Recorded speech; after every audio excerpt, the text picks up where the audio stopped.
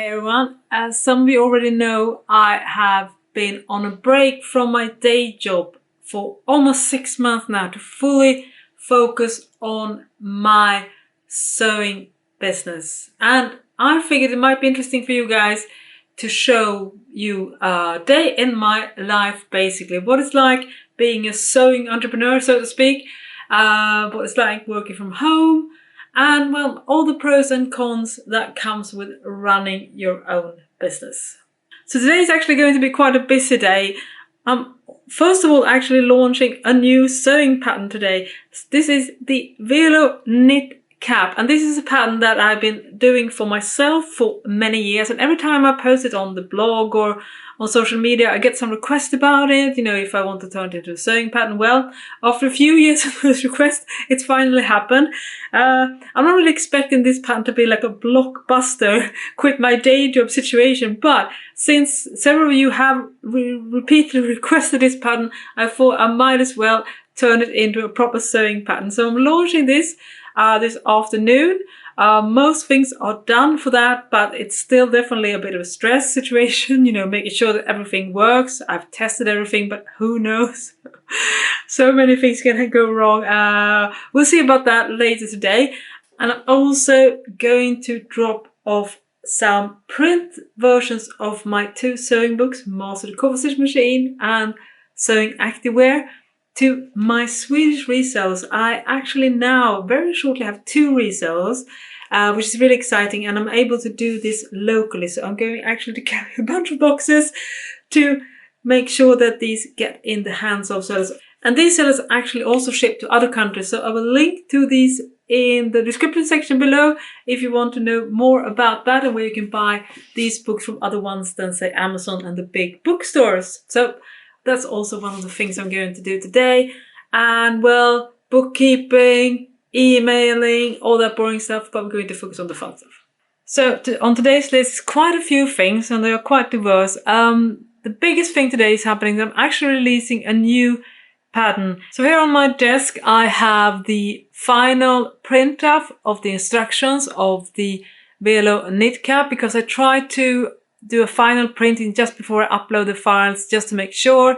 And yesterday I also did ordering tests. So I just made an order just like a regular customer to make sure that everything worked fine and that the files arrived safely to the person who bought the pattern. So all that is checked now. And here's the Shopify store where I sell all my patterns and the ebook versions of my sewing books. This is how it looks like. It's actually my daughter who is the model for this shoot, and I'm also modeling some of the styles myself. This pattern actually comes in 5 different sizes, so you can get a cap that will fit both a child, an adult, man, female. All those head sizes are covered. So I decided to do quite a large size range because it is slim fit, so getting the size right is really important. All right, now I've changed from sweats to something a bit more presentable because I am going to take the car and drive to the other side of town to drop off 3 boxes of my books, Master the Coverstitch Machine and Sewing Activewear, to some of my Swedish resellers.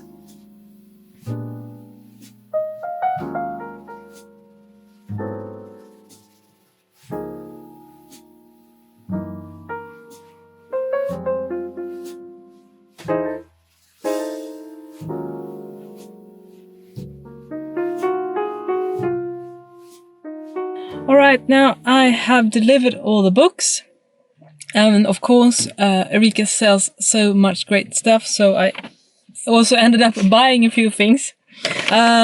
She is doing this, which is absolutely wonderful if you're doing any type of knit binding. She sells pre-cut strips in various widths. And I think she ships pretty much globally. You can definitely check her out. I will link to her website.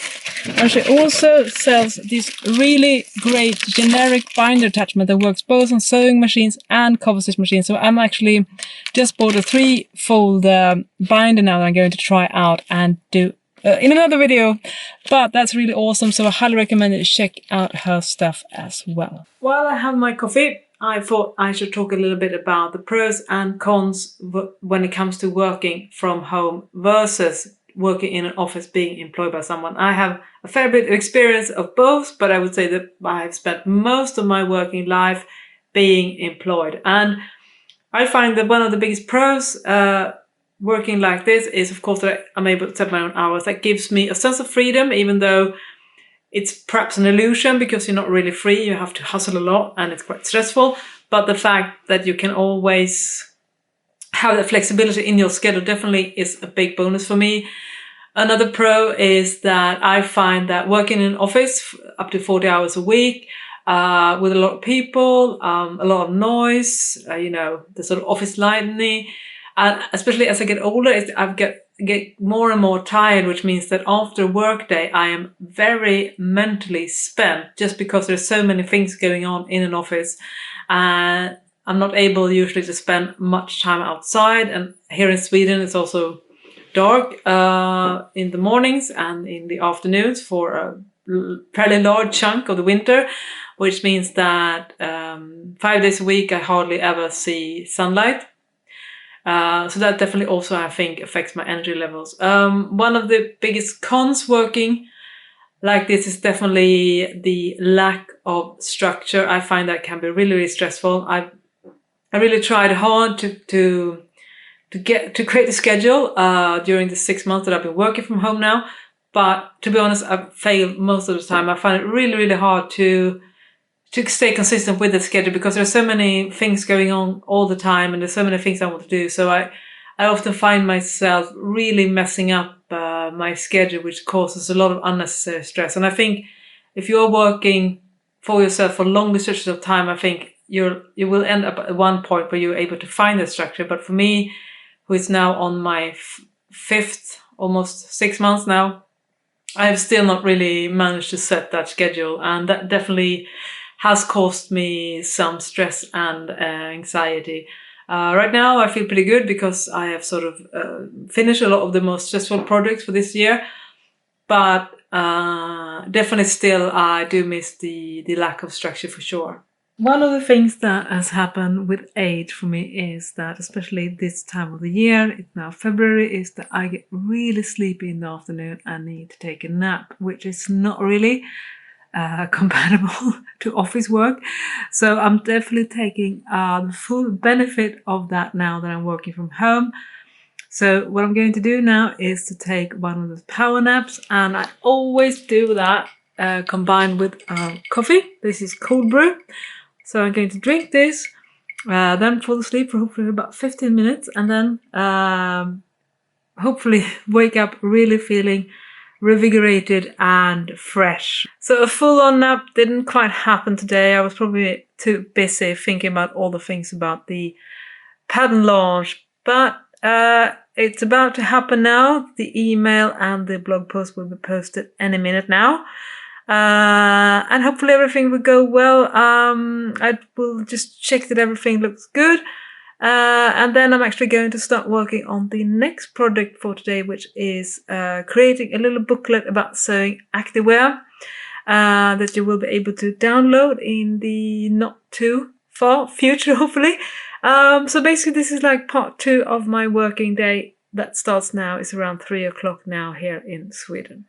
And now I also updated my Instagram feed with the pictures of the Velo knit cap. I had quite a few pictures and also some of the instructions. Yeah, it's super, super important to post on various social media channels. So I'm very, very grateful that I have all these at my disposal, but it also can be a bit overwhelming sometimes to remember to post to them all and not feeling like you're posting too much. So it's definitely a balance that I'm trying to strike, but it's not easy sometimes to know what the right amount is. But yeah, I feel pretty happy about this one, so we'll see how it goes. So now I've switched to decaf coffee because it's 6 o'clock.